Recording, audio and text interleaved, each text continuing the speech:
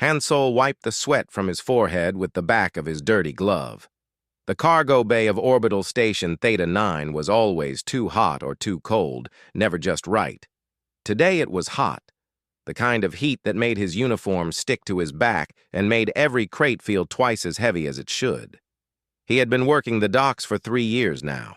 It was not glamorous work. Nobody dreamed of being a cargo loader when they were kids, but it paid the bills, and Han Solo had learned long ago that honest work was nothing to be ashamed of. He loaded boxes, secured freight, and made sure everything went to the right ship. Simple work for simple pay.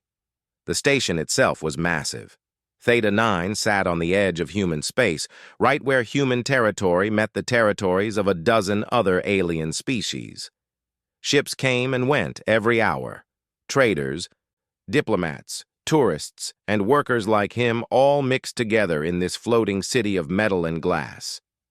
Han Solo had seen dozens of different alien species over the years. Tall ones, short ones, ones with too many arms, ones with no arms at all.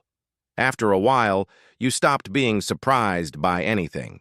Today's job was loading supplies onto a Valrine diplomatic vessel. The Valrine were one of the more powerful alien empires. They looked almost like giant cats that walked on 2 legs, covered in fur that ranged from golden to deep blue.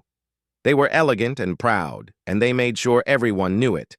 Han Solo had loaded Valrine ships before. Their crews were always polite but distant, like they were doing you a favor by letting you touch their cargo. He hefted another crate onto the loader and punched in the codes. The machine hummed and lifted the box, carrying it toward the ship's cargo hold. Han Solo followed behind, checking his datapad to make sure everything matched up. He was almost done with this shift. Another hour, and he could grab some food and maybe sleep for a few hours before his next shift started. That was when he saw her. She was Valrine, obviously. Her fur was a soft silver color that seemed to shimmer under the station's lights. She wore simple clothes, not the fancy robes the Valrine diplomats usually wore. She was standing near the loading bay entrance, watching the workers with curious eyes. Han Solo figured she was part of the ship's crew, maybe taking a break to stretch her legs. He did not think much of it. He had work to do. Han Solo pushed his loader past her, heading toward the cargo hold. He was maybe 3 meters away when the Valrine woman suddenly went very still. Her ears, which had been relaxed, suddenly stood straight up. Her eyes went wide. Then she moved. Fast. Before Han Solo could even react, she was standing right in front of him. Too close. Way too close. Her face was maybe 30 centimeters from his chest. And then she did something that made Han Solo freeze in absolute confusion. She smelled him, not like a polite sniff. She leaned in and took a deep, long breath. Then another. Her eyes closed and her whole body seemed to relax. When she opened her eyes again, they were different, softer, almost glowing. Han Solo stood there like a statue. His mind was screaming at him to move, to say something, to do anything, but his body would not respond. What do you do when an alien starts smelling you in the middle of a cargo bay? The Valrine woman looked up at him. Her mouth moved, forming words in human language, though her accent was thick and the words came slowly. You smell like home. Han Solo blinked. What? She reached out and touched his arm gently, almost reverently. Home. You smell like home. Before Han Solo could ask what that meant, alarms started going off. Not the fire alarm or the breach alarm. These were different. Security alarms. Suddenly, there were people everywhere. Station security came running from 3 different directions.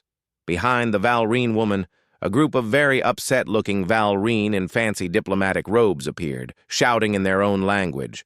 Han Solo caught words like princess and danger and what is she doing? Princess? Oh no. Oh no, no, no. The woman in front of him was not just any Valrine. She was royalty. and Han Sol, the cargo worker who had not showered since yesterday and was covered in grease and sweat, had somehow attracted her attention. The security chief, a stern-faced woman named Torres, pushed through the crowd. "Step away from the Valrine dignitary, Han Sol, slowly." Han Sol tried to step back. He really did. But the Valrine princess moved with him, keeping close. When he took another step back, she followed again. Her hand was still on his arm. "I cannot," the princess said, louder now, speaking to the crowd around them. She switched to her own language, rapid and urgent. The translators the diplomats wore started spitting out words in human language. "I cannot leave him. He smells of home, the hearth bond. I have found my hearth bond." The Valrine diplomats looked shocked. Some of them looked angry. One of them, an older male with deep blue fur, stepped forward. "Your Highness, that is impossible. This is a human, a worker. There must be some mistake." "There is no mistake," the princess said firmly. She looked up at Han Sol again, and there was something almost apologetic in her eyes. "I am sorry. This is not your fault. But I cannot leave you now. My biology will not allow it." Han Sol finally found his voice. "What does that mean? What's a hearth bond?" Torres stepped closer, her hand near her weapon but not on it. "Princess Arya, we need to understand what's happening here. Is this man in danger? Are you in danger?" Princess Arya shook her head. "No danger, but I cannot explain in your language well. Hearth bond is... It is when a Valrine finds the scent of home. True home. It happens once in lifetime, maybe never, but when it happens, we cannot leave. We must stay close or we suffer." She looked at Han Sol again. "Your scent is like the home flower from Valrine, the one that died long ago. You smell like home, like safety, like belonging. I did not know I could feel this with a being, only with a place. But here you are, and I cannot leave." Han Sol felt his entire world tilting sideways. This could not be happening. Things like this did not happen to cargo workers. They happened to heroes in stories or important people, not to him. But the princess was still holding his arm, and she showed no signs of letting go. Torres was talking into her communicator, calling for backup and probably for every diplomat on the station. The Valrine delegation was arguing among themselves in their own language. Other workers had stopped to stare.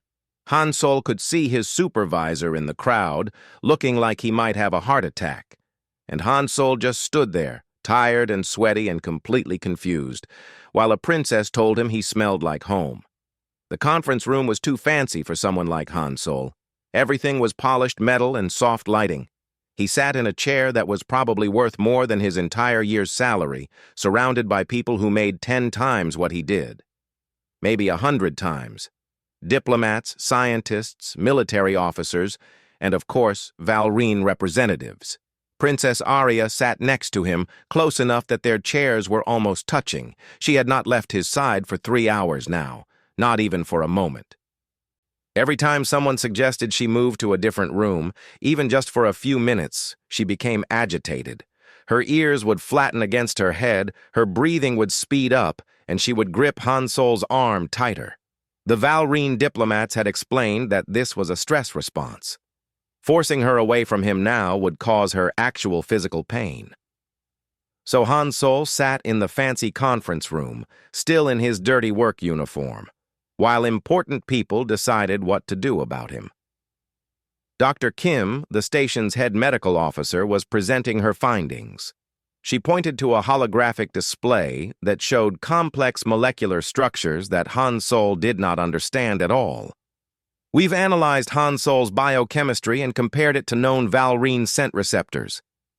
What we're seeing is remarkable." She changed the display to show what looked like a flower. "This is the home flower, a plant that grew in the royal gardens of Valrine's capital city. It went extinct approximately 70 years ago due to environmental changes. For the Valrine royal bloodline, this flower's scent represents safety, home, and belonging. It's imprinted on them genetically. The Valrene diplomat, Lord Taman, nodded slowly. The home flower was sacred to our people. When it died, we lost something precious. Many believe we have been searching for it ever since, even if we did not know it. Dr. Kim continued. Han Sol's natural body chemistry combined with the industrial soaps used in the cargo bay, the lubricants he works with, and even his diet, creates a scent profile that closely mimics the home flower. It's not exact, but it's close enough that Princess Arya's biology recognizes it as the same thing.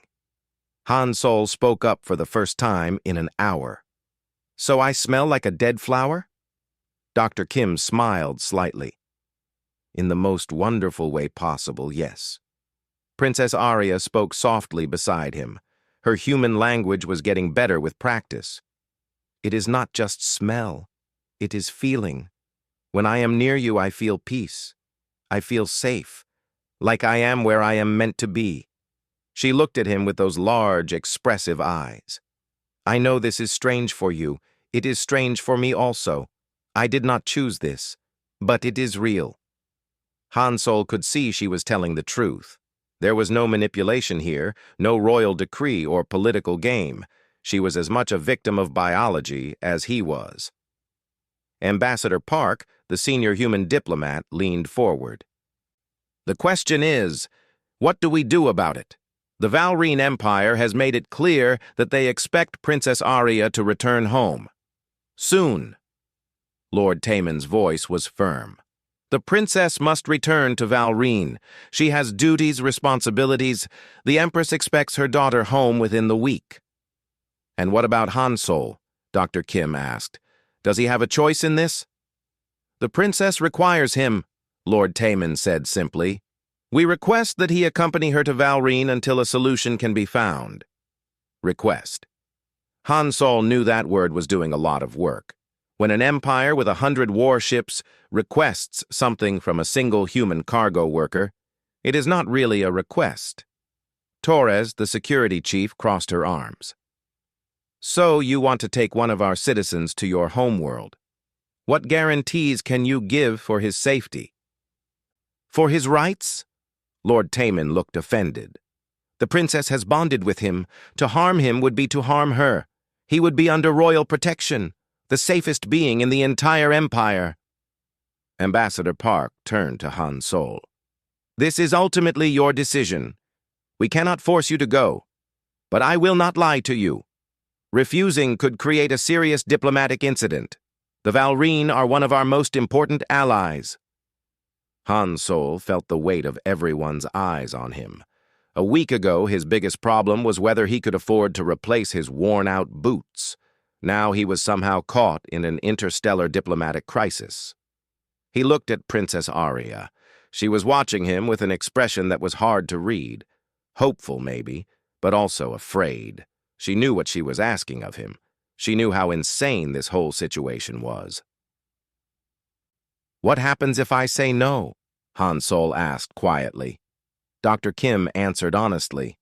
Princess Arya would be forced to return home without you.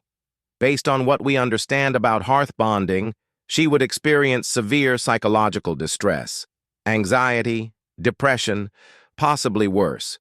It might be permanent. And if I go? Then you leave everything you know and travel to an alien world where you do not speak the language or understand the culture, Ambassador Park said. We would do everything in our power to protect you, but you would be completely dependent on Valrene hospitality. It was not a fair choice. But then, nothing about this situation was fair. Han Sol thought about his life on the station, his small apartment, his job, his few friends. It was not much, but it was his. Leaving meant giving all of that up, at least temporarily. Maybe permanently. But he also thought about Princess Arya sitting next to him, clearly trying to hold herself together. She had not asked for this either. She was scared too. Han Sol had grown up believing that you helped people when you could, even when it was hard, especially when it was hard. He took a deep breath. I'll go. Temporarily. Until we figure out a real solution. Princess Aria's whole body relaxed. Thank you, she whispered. Lord Taman nodded approvingly. A wise decision. Arrangements will be made immediately. The royal ship departs in 2 days. 2 days. Han Sol had 2 days to prepare to leave everything he knew behind and travel to an alien world with a princess who thought he smelled like home. As the meeting broke up and people started filing out, Dr. Kim approached him. For what it's worth, I think you're brave. Not many people would make the choice you just made. Han Sol did not feel brave. He felt terrified. But he smiled weakly. I'm just a cargo worker who apparently smells like a flower. Nothing brave about that. You're more than that, Dr. Kim said. And I think you'll prove it soon enough. Han Sol hoped she was right, because he had just agreed to something that might change his life forever. The royal ship was called the Silver Dawn, and it was the most beautiful thing Han Sol had ever seen. It was all smooth curves and elegant lines, nothing like the boxy cargo haulers he was used to. The hull seemed to shimmer with a pearl-like finish that changed colors in the light. Even the loading ramp looked expensive. Han Sol stood at the entrance with a single bag containing everything he owned. It was not much. Some clothes, a data pad, a picture of his parents, and the worn-out boots he could not bring himself to throw away. His entire life fit in one bag. Somehow that felt appropriate. Princess Aria stood beside him, looking up at the ship with relief. Home, she said softly. Then she caught herself. Not home, but closer to home. With you it feels right. They had been together constantly for the past 2 days. Station authorities had given Han Sol permission to skip work, which was good because Aria could not be more than a few meters away from him without distress. They had eaten meals together, slept in rooms next to each other, and spent awkward hours trying to make conversation through the language barrier. Han Sol had learned that Aria was 24 years old, at least in Valrine years. She loved poetry and stargazing. She had 3 siblings, all older. She had been traveling in secret, wanting to see the galaxy without royal guards and ceremonies. The hearth bond with Han Sol had ruined those plans completely. Aria had learned that Han Sol was an only child. His parents had died in a transport accident when he was 19. He liked simple food, old movies, and the satisfaction of finishing a hard day's work. He had never traveled beyond Theta 9 station. This trip to Valrine would be the farthest he had ever gone from home. They walked up the ramp together. The interior of the ship was even more impressive than the outside. Everything was clean and organized. The walls were decorated with flowing patterns that seemed to move in the light. The air smelled faintly of something sweet and pleasant. A Valrine crew member bowed to Aria and gestured for them to follow. They walked through corridors that curved gently, past rooms with doors made of frosted crystal. Other crew members stopped and stared at Han Sol as they passed. Some looked curious. Others looked disapproving. Nobody looked happy to see a human cargo worker on their princess's ship. They arrived at a suite of rooms that made Han Sol stop in his tracks. This is where I'm staying? The main room was huge, with windows that showed the stars outside.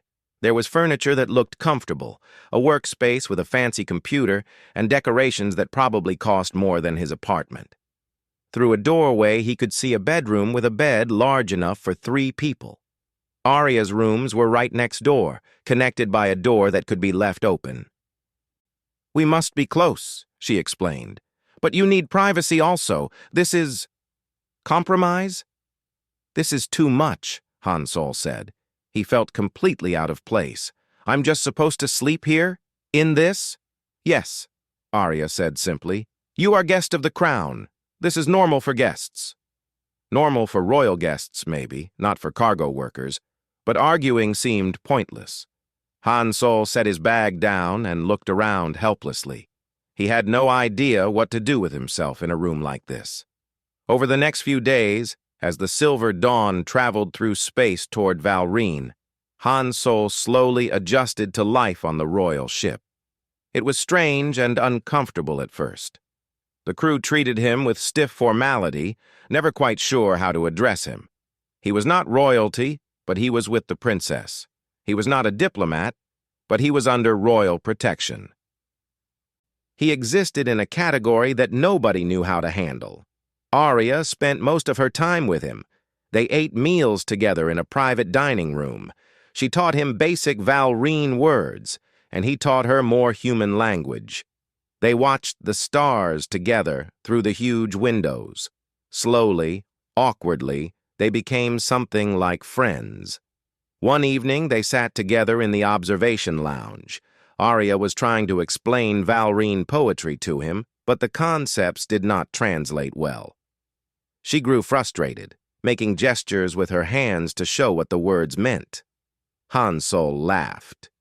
He could not help it. The serious princess, struggling to explain poetry and waving her hands around like she was conducting an orchestra. It was funny in a sweet way. Arya stopped.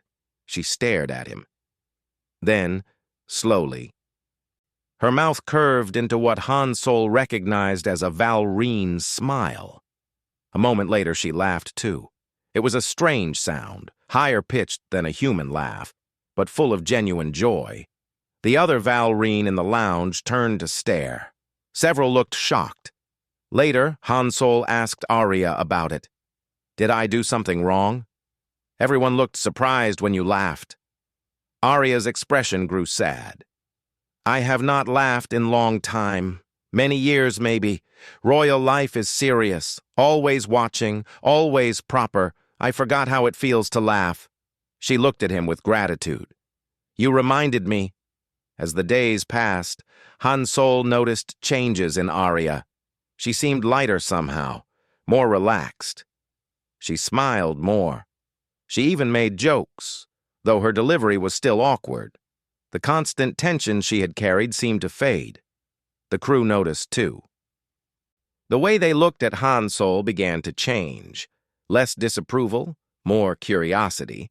A few of the younger crew members started greeting him in the corridors. One even asked him about human culture, but as Valrine grew closer, Han Solo felt his anxiety growing. He would lie in his too-large bed at night, staring at the ceiling, wondering what he had gotten himself into.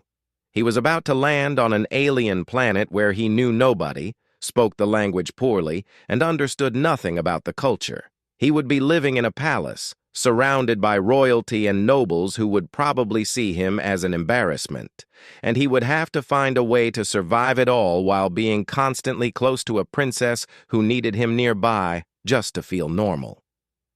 On the last night before they arrived at Valrine, Han Solo stood at the observation window, watching the planet grow larger in the distance.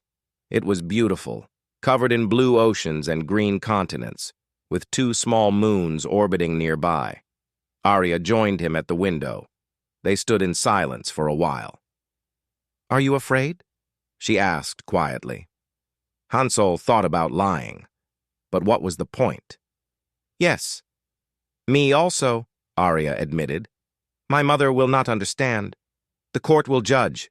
Everything will be difficult." She paused. "But you will be there. You smell like home, so perhaps it will be okay." Han Solo wished he had her confidence. But all he could do was stand there and watch as the ship descended toward a planet where a cargo worker would be given a palace, and nothing would ever be simple again. The royal palace of Valrine was beyond anything Han Solo could have imagined. It was not just one building, but an entire complex of structures made from crystal and stone that seemed to glow from within. Towers reached toward the sky, connected by bridges that looked too delicate to be real. Gardens surrounded everything, filled with plants in colors Han Solo had never seen before. Water flowed through channels carved into the ground, creating music as it moved. Han Solo stood in the landing bay and tried not to panic. This was where he would be living. This impossible, beautiful, terrifying place. A group of Valrine waited for them. They all wore elaborate robes in rich colors. Their fur was perfectly groomed. They stood with the kind of posture that spoke of power and authority. At the front stood a Valrine woman whose fur was deep gold. She wore a crown of silver metal shaped like starlight. Her eyes were the same color as Arya's, but much colder. Empress Sana, Arya's mother. Arya bowed deeply. Han Sol, unsure of what to do, copied her movement. The Empress spoke in the Valrine language. Han Sol's translator device picked up her words. "Daughter, you return to us at last, and you bring this." The way she said "this" made it clear she meant Han Sol. He was not a person to her. He was a problem. Arya straightened. "Mother, this is Han Sol. He is—" "I know what he is," the Empress interrupted. "The entire Empire knows. My daughter has hearth-bonded with a human worker. A scandal that will take years to repair." Her eyes moved to Han Sol, studying him like he was a specimen in a laboratory. "You do not look like much." Han Sol felt his face grow hot, but he kept his voice steady. "I am just a cargo worker, Your Majesty. I did not ask for any of this." "No," the Empress agreed. "You did not. But you are here now, and we must deal with the situation." She gestured to the Valrine nobles around her. "Quarters have been prepared for you. You will have servants, guards, advisors, everything you require." "I do not need," Han Sol started. "You will accept what is given," the Empress said firmly. "You are under royal protection now. That comes with certain requirements." She looked at Arya. "Come, daughter. We must speak privately." Arya's ears flattened. Han Sol must stay close. The bond will survive a few hours of separation," the Empress said coldly. "You are not a child. You will control yourself." Han Sol could see Arya starting to tremble. Her breathing was getting faster. The stress of separation was already affecting her, even though they had not moved apart yet. He stepped forward. "Your Majesty, respectfully, I do not think—" The Empress's eyes locked onto him. "You do not speak unless spoken to. You are a guest here, human. Remember that." One of the other nobles, an older male with gray fur, spoke up. "Your Majesty, perhaps it would be wise to allow them to remain close for now, until the physicians have examined the bond more thoroughly." The Empress looked ready to argue, but she saw the state Arya was in, and her expression tightened. "Fine. Quarters for both of them, adjacent rooms. But this cannot continue forever. We will find a solution to this problem." Problem. That was what Han Sol was, a problem to be solved. They were led through the palace. Han Sol tried to take in everything he saw, but it was too much. Hallways with ceilings so high they seemed to disappear. Rooms filled with art and treasures. Windows that looked out over gardens that stretched to the horizon. Servants moving silently through the corridors, all bowing as Arya passed. His quarters, when they finally reached them, were absurd. The main room was larger than his entire apartment back on Theta 9, maybe larger than 5 apartments. There was furniture made from rare woods, decorations that were probably priceless. A bedroom with a bed that could fit a dozen people. A bathroom with a pool instead of a shower. "This is where I'm supposed to stay?" Han Sol asked weakly. The servant who had shown him to the rooms bowed. "Yes, honored guest. If anything is not to your satisfaction, you need only ask. Your personal staff is available at all times." "Personal staff?" 3 servants for daily needs, 2 guards for protection, 1 advisor for cultural guidance, and of course, the kitchen staff will prepare any meals you desire. Han Sol sat down heavily on a chair. "I'm a cargo worker. I don't need servants. I don't need guards. I don't need any of this." The servant looked confused. "But you are guest of the crown. This is appropriate for your station." I don't have a station. I load boxes onto ships. You are companion to Princess Arya. That is a station. Han Sol put his head in his hands. This was insane. All of it. He did not belong here. He belonged in a cargo bay, lifting crates and making sure shipments went to the right places. Not in a palace with servants and guards and rooms the size of warehouses. Arya appeared in the doorway connecting their rooms. Are you okay? No, Han Sol said honestly. I am very not okay. She came and sat in the chair next to him. For a moment they just sat together in silence. Then Arya spoke quietly. I am sorry. This is my world. I forget it is strange to others. You must feel very lost. Lost is a good word for it, Han Sol agreed. He looked at her. Your mother hates me. She does not hate you. She does not understand. To her, everything is duty and empire. Feelings are less important. Arya's ears drooped slightly. She loves me, I think. But she does not know how to show it. The Empress must be strong, always in control. No weakness. And I'm a weakness. You are unexpected, Arya corrected gently. The Valrine do not like unexpected things. Over the next few days, Han Sol tried to adjust to palace life. It was harder than anything he had ever done. The servants kept trying to help him with things he could do himself.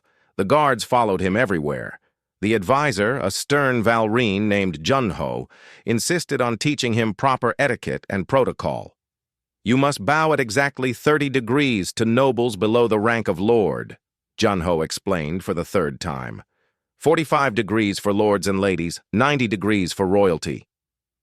What if I just treat everyone politely? Han Sol asked. Junho looked horrified. That is not how things are done. The nobles of the court made their opinions clear. Some stared at him with open curiosity. Others whispered behind their hands when he passed. A few made their contempt obvious, turning away or leaving rooms when he entered. One young noble, a male with bright orange fur, actually confronted him in a garden. You do not belong here, human. You are an embarrassment to the princess and the empire. You should leave before you cause more damage. Han Sol was too tired to be angry. If I could leave, I would. Trust me. The noble looked surprised by that answer. He walked away without another word. At night, Han Sol lay in his enormous bed and stared at the crystal ceiling. He missed his small apartment. He missed the cargo bay. He missed knowing what he was supposed to do and how to do it. Here, he was always wrong, always out of place, always the problem that needed to be solved. And he had no idea how long he would have to stay. Weeks passed, then a month. Han Sol slowly, painfully, began learning how to exist in the palace. He memorized the bowing angles. He learned which nobles to avoid and which ones might actually speak to him. He discovered the quiet gardens where he could sit and pretend he was somewhere else. He started waking up early to watch the sunrise over the alien landscape, finding small moments of peace in the strangeness. Arya spent most of her days with him. At first, it was purely because of the hearth bond. She needed to be near him to feel stable. But as time went on, something changed. They were not just princess and bonded human anymore. They were becoming friends. They took walks through the gardens together. Arya showed him the different plants, telling him their names in Valrine and explaining what they meant to her people. Han Sol taught her about earth plants in return, describing trees and flowers she had never seen. They compared their worlds, finding similarities and laughing at the differences. One afternoon, they sat by a fountain in a secluded garden. Arya was trying to read human poetry on Han Sol's datapad, struggling with the complex language. She looked frustrated. Why do humans make everything so complicated? She asked. This poem has 12 words that mean almost the same thing. Why not just pick one? Han Sol smiled. Because each word feels a little different. The right word makes the meaning more clear. Valrine poetry is not like this. We value simplicity. One perfect word, not 12 almost perfect words. Show me, Hansol said. Teach me a Valrine poem. Arya thought for a moment. Then she spoke in her own language. The translator gave Hansol the rough meaning. Stars above, ground below, I walk between, that is enough. That's it? Hansol asked. That's the whole poem? Yes. It says everything that needs to be said. Valrine know their place in the universe. We walk between stars and ground. We are not gods, not animals. We are between. That is our place. That is enough. Hansol thought about it. That's actually beautiful. Simple, but beautiful. Arya looked pleased. You understand? I think I'm starting to, Hansol admitted. As they spent more time together, Hansol began to see the palace differently. He noticed things he had missed before. The servants who bowed to him were not being cold. They were being respectful in the way their culture taught them. The nobles who stared were not always judging. Sometimes they were just curious about the human who had somehow captured their princess's hearth bond. The younger Valrine especially seemed interested. A few began greeting him in the corridors. One asked him about human music. Another wanted to know about Earth food. Small conversations, but they mattered. Hansol also started to understand Arya better. He saw how the palace confined her. She was always being watched, always being judged. Every action had to be proper and dignified. She could not just be herself. She had to be the princess. But when she was with Hansol, she relaxed. She laughed more. She made jokes, even though her delivery was still awkward. She talked about her dreams and fears without worrying about what was proper. Around him, she could just be Arya. Not the princess, just Arya. One evening, they were sitting in Hansol's quarters. Arya was teaching him a Valrine board game that made absolutely no sense to him. She had just captured his last piece for the 5th game in a row. I give up, Hansol said, laughing. This game hates me. The game does not hate you. You just think like a human. Arya was setting up the pieces again. Humans always want to move forward. Valrine knows sometimes you must move backward to move forward. That sounds like something Advisor Junho would say. Arya laughed. Poor Junho. He tries so hard to teach you, and you try so hard not to learn. I'm learning, Hansol protested. I bow at the right angles now, most of the time. Yes, you do, and you remember names, and you speak Valrine better every day. Arya looked at him seriously. You are trying. I see that. Others see it too. Your mother doesn't. Arya's expression grew sad. My mother sees only problems and solutions. She does not see people. Not really.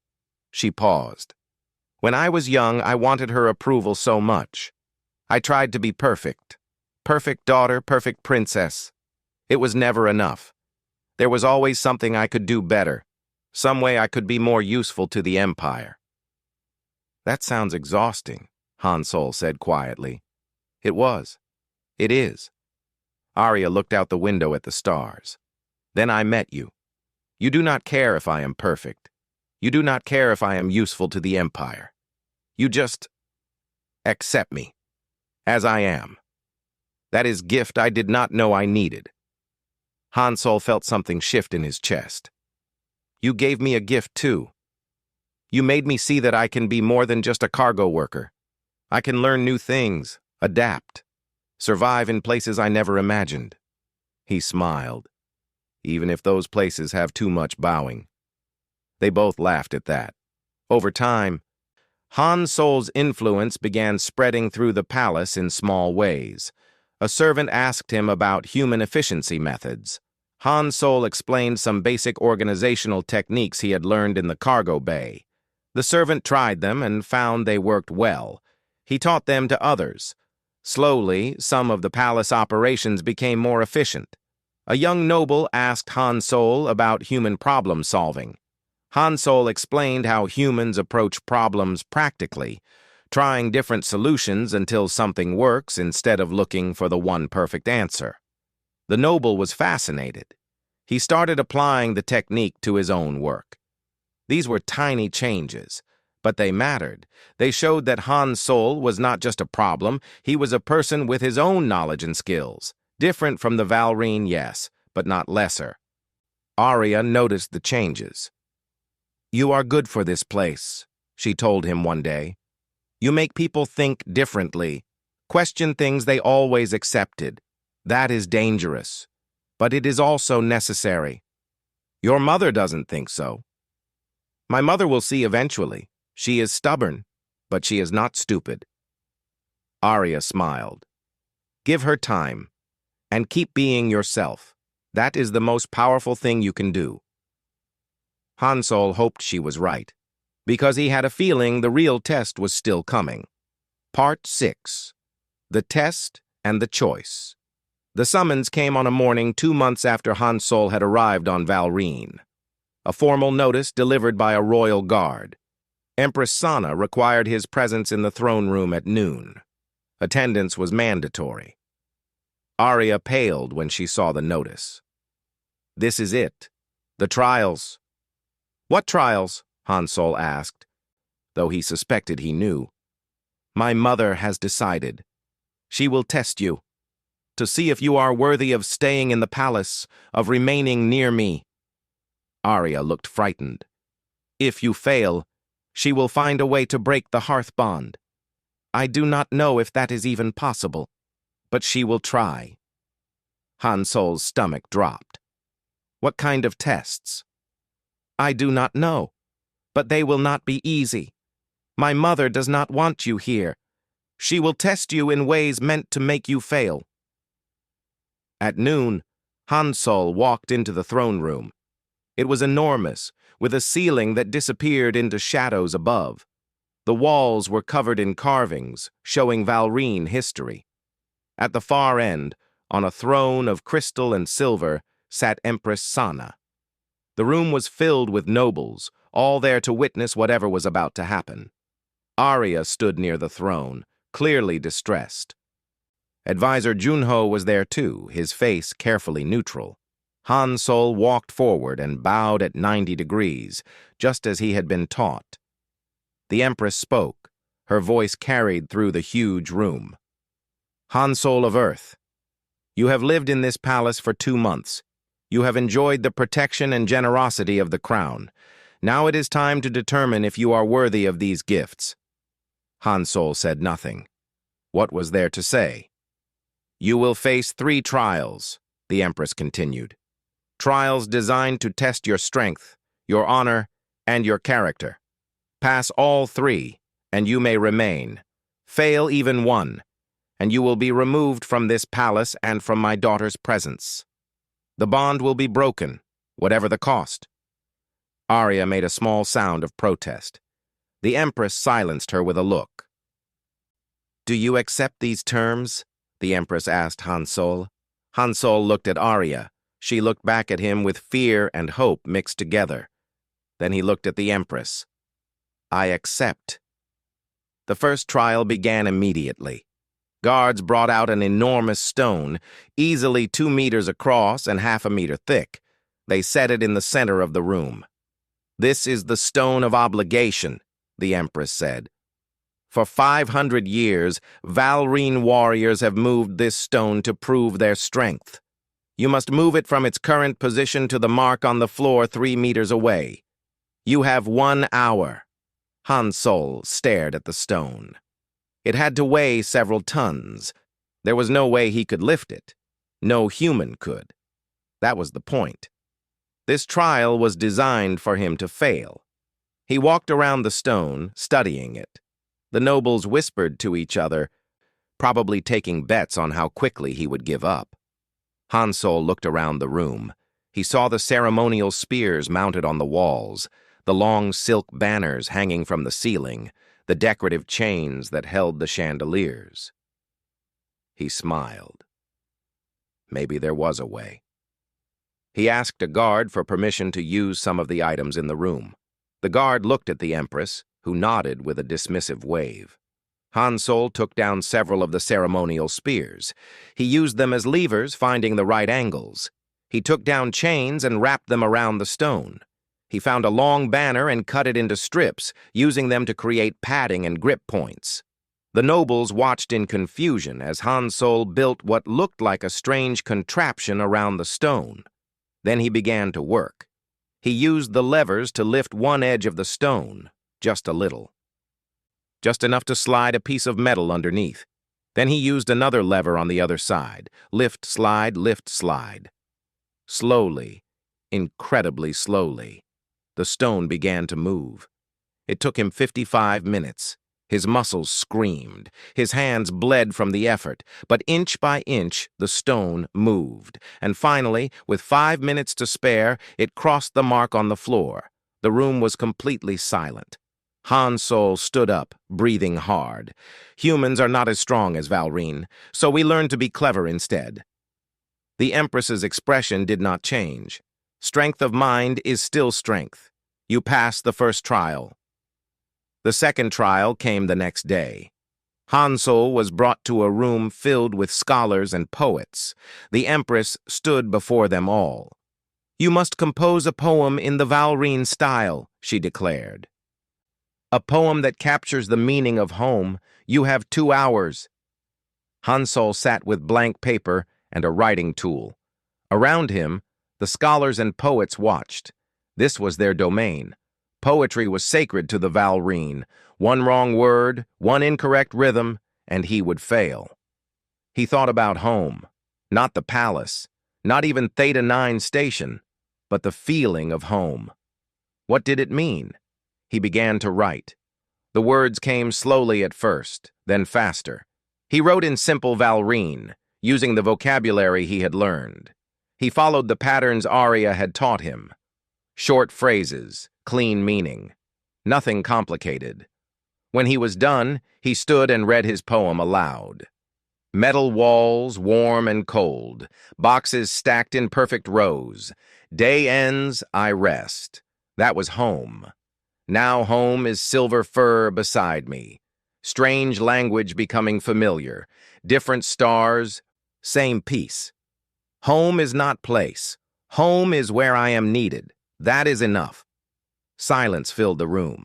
Then, slowly, one of the older poets began to weep. Others looked moved. Even some of the scholars who had seemed hostile showed respect in their eyes. The Empress studied Han Sol for a long moment. "You understand us better than I thought. You passed the second trial." The third trial came the following day. Han Sol was brought back to the throne room. This time only a few people were present.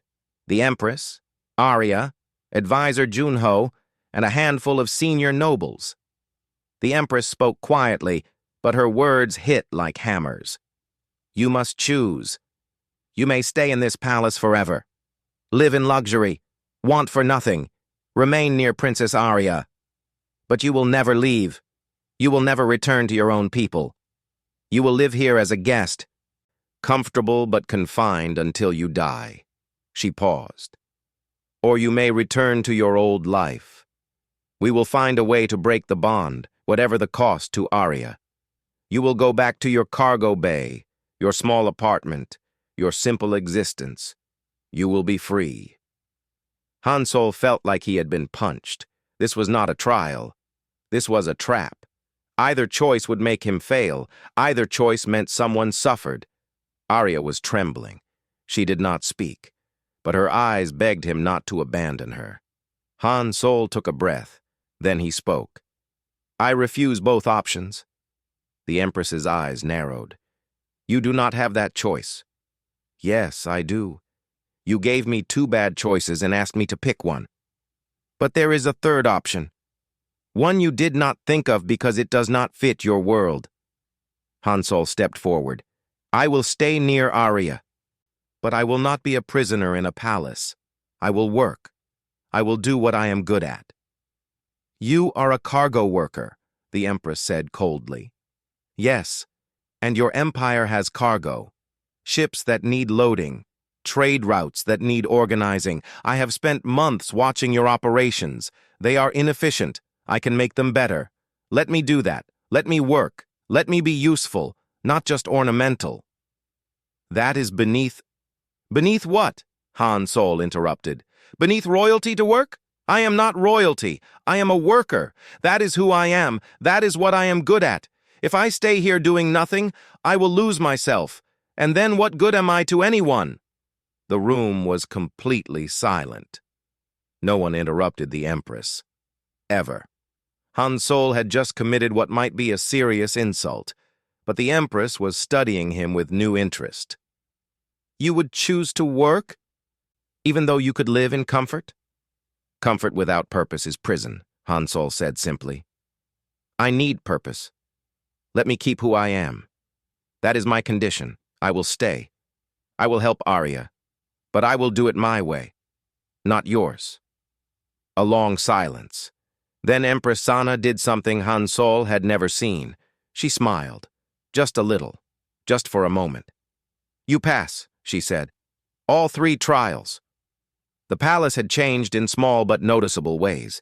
The cargo operations that supplied the royal household ran more smoothly than they had in decades. Trade negotiations moved faster because Han Sol had reorganized how information was shared between departments. Small efficiency improvements added up to significant savings in time and resources. But the biggest changes were harder to measure. They were in the way people interacted, the way they thought about problems, the way they approached their work. Han Sol sat in his quarters, which had been rearranged significantly from when he first arrived. The huge bed was gone, replaced with a normal-sized one. The excessive furniture had been removed. In one corner, he had set up a workspace where he tinkered with mechanical parts, just like he used to do in his small apartment. Engine components, tools, and technical manuals were scattered across a bench. It looked messy. It looked like home. The walls now held both Valrine art and human pictures. Books from both cultures sat on shelves. It was a mix, a blend. Not purely human, not purely Valrine. Something in between. Arya visited frequently, as she always did, but now it was different. She did not come because the hearth bond forced her. She came because she wanted to. The bond was still there. She still felt that sense of home when near him. But it had become comfortable rather than desperate, natural rather than confining. She walked in without knocking, which was normal now. "The trade delegation from Sector 7 is here. They want to meet you before the negotiations." Han Sol looked up from the engine part he was examining. "Why do they want to meet me? I am just an advisor." "You are friend of the crown," Arya corrected with a smile. "They want your practical perspective. The nobles talk in circles. You talk in solutions. People appreciate that." Friend of the crown. That was the title Empress Sana had given him after he passed the trials. It was not nobility. It was something else, something new that the Empire had never had before. A position that gave him freedom to move through the palace, to work as he chose, to speak his mind without fear. But it also came with responsibility. He represented something different, and people watched to see what he would do with it. "I will meet them," Han Sol said, setting down his tools. "But after, I need to check on the loading bay. There is a new procedure I want to test." Arya laughed. "You have a palace full of servants, and you still want to work in loading bays. Someone has to make sure things run properly." They walked through the palace together. Other Valrine nodded to them in greeting. Some of the younger ones stopped to ask Han Sol questions. A few wanted his advice on problems they were facing. He had somehow become a person they trusted to give honest, practical answers. The trade delegation meeting went well. The visitors were impressed by Han Sol's direct approach. He did not use flowery language or complex political dancing. He asked simple questions, suggested simple solutions, and let the diplomats handle the complicated parts. Afterward, he went to the palace loading bays. They were smaller than the ones on Theta 9 station, but they operated on the same principles. Cargo came in, cargo went out. It needed to be organized, tracked, and moved efficiently. The workers there had been suspicious of Han Sol at first. A human telling Valrine how to do their jobs seemed insulting, but he had not told them. He had asked them questions, learned their methods, and then suggested small improvements. When the improvements worked, they started listening more. Now several of them greeted him warmly and asked his opinion on various problems. He was checking inventory records when Advisor Junho found him. The stern Valrine looked less stern these days. Han Sol's refusal to follow all the rigid protocols had initially horrified Junho, but over time, he had come to see the value in flexibility. "The Empress requests your presence," Junho said, "in the private garden." That was unusual. The Empress rarely called for Han Sol. They had an understanding now, mutual respect if not warmth. She let him work as he chose, and he did not challenge her authority. They stayed out of each other's way. Han Sol found Empress Sana in a small garden that few people knew about. She stood before a freshly planted section where new flowers were blooming. The flowers were beautiful, with petals that shifted between blue and silver. Their scent was subtle but pleasant. "The workers bloom," the Empress said as Han Sol approached. "Named in your honor, and in honor of what you represent." Han Sol looked at the flowers. "They are beautiful. They are a hybrid, part native Valrine species, part adapted human plant genetics. Neither purely one nor the other. Something new." The Empress turned to look at him. "Like what you have become in this palace." Han Sol was not sure what to say to that. The Empress continued. "When you first arrived, I saw you as a problem, an embarrassment, a diplomatic complication that needed to be resolved." She paused. "I was wrong." That admission clearly did not come easy to her. "You have changed things here," she said. "Not through force or grand gestures, through small actions, daily work, being yourself consistently without apology. The younger generation watches you and learns that there is value in practical thinking, in honest work, in choosing your own path." "I just do what I know how to do," Han Sol said.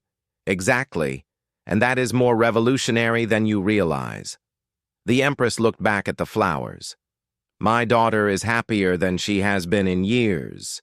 She laughs, she dreams, she engages with her duties with energy instead of obligation. That is because of you. The hearth bond is part of it, yes, but not all of it. You give her permission to be herself. That is a gift few royals ever receive." The Empress's voice softened slightly. "You have given that gift to others too. This palace was becoming stagnant, too rigid, too focused on maintaining tradition without remembering why the traditions existed. You remind us to think, to question, to adapt." She turned to face him fully. "I will never be warm, Han Sol. That is not who I am. But I acknowledge what you have done, and I am grateful." It was perhaps the most personal thing the Empress had ever said to him. Han Sol bowed, not at 90 degrees, but at a comfortable angle that felt natural. "Thank you, Your Majesty." That evening, Han Sol and Arya sat in the observation room, watching Valrine's 3 moons rise over the horizon. They did this often now. It was a comfortable routine. "Do you miss Earth?" Arya asked. "Your old life?" Han Sol thought about it. "Sometimes. I miss the simplicity. I miss knowing exactly what each day would bring, but I do not miss the loneliness. I did not realize how lonely I was until I was not lonely anymore." "I understand that," Arya said softly. "I was lonely too, surrounded by people, but alone. Until you." They sat in comfortable silence for a while. Then Arya spoke again. "Do you think you will stay? Forever, I mean?" "I do not know about forever. Forever is a long time." Han Sol smiled. "But I will stay for now. There is still work to do. Problems to solve, trade routes to optimize." "And me?" Arya asked. Is that part of why you stay? Han Sol looked at her. The silver-furred princess who had walked up to a cargo worker and declared he smelled like home, who had been scared and confused and trapped by biology, just like him, who had become his friend over months of shared meals, awkward conversations, and quiet evenings watching stars. Yes, he said honestly, you are part of why I stay. A big part. Arya smiled. Good, because I would be very sad if you left. The hearth bond, not just the bond, Arya interrupted gently. Me, Arya, not the princess, not the bond, just me. I would miss you. Han Sol felt warmth spread through his chest. I would miss you too. Outside, the moons climbed higher. Inside the palace, life continued. Servants worked, nobles plotted, trade flowed, and in a corner of it all, a human cargo worker and a Valrine princess sat together, comfortable in their strange friendship. Home was not a place, Han Sol had learned. It was not a planet or a station or even a palace. Home was a choice. It was deciding where you belonged and then making that place work for you. It was being yourself in an alien environment and slowly, patiently teaching others that different did not mean wrong.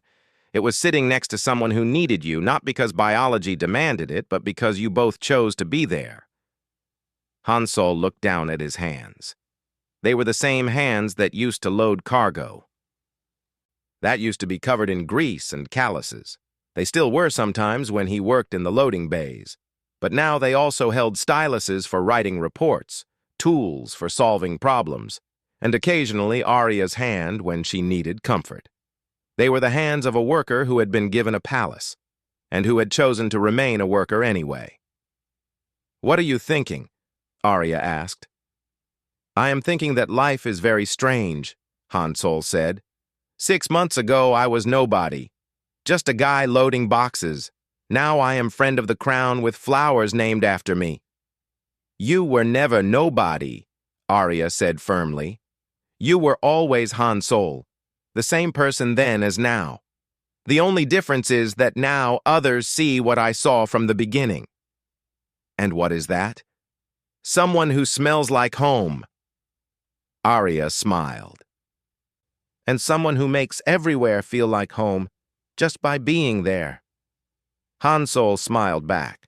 Outside, the 3 moons shone bright. Inside, 2 very different beings sat together in comfortable silence. And somewhere in the palace gardens, the workers' bloom flowers grew, representing something new. Something that was neither human nor Valrine, but both. Something that proved different things could exist together, could even thrive together if given the chance. Home was where you chose it to be, and Han Sol had made his choice.